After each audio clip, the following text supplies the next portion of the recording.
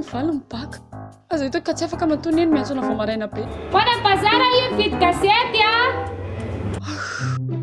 zany moa zavatra eritreretika amoa zany tsy mba mendriky ny ho afaka mihitsy zary olona zavatra nianatra be sady ny sakra be mihitsy nefa io koa ny aloha misy resaka sanjily dia hijery horoscope a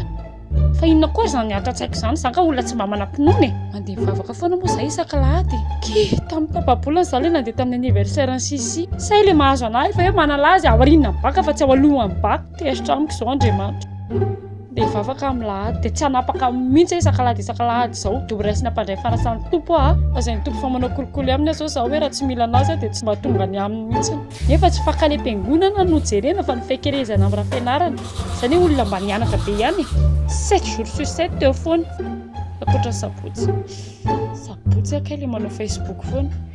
fa fantako mihitsy fa tokony efa ela be ty compte ty nidiko fatana telefônina andozy ty ihany mampikorota-tsaina Yato efa ato le gazety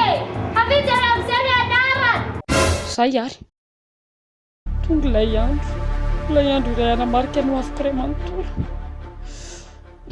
vonina miatrika no afoko ao zay eo koa ifaliana zay vokany eo sahaza ho aho fa manina ry any lasa ohatrany hoe tsy mahatoky teny izany kivy marary ny kibo dia ho any WC aloha zaka aleo aloha jerena aloha ilay gazety dia avy eo mikaka dia raha tsy afaka dia firako ilay gazety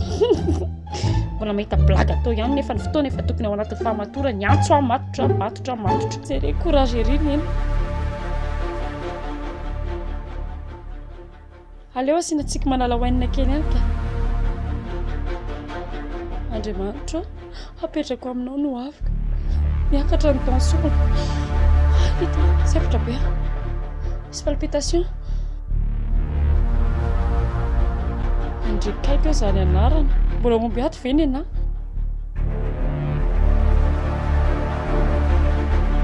vakina io ny anarako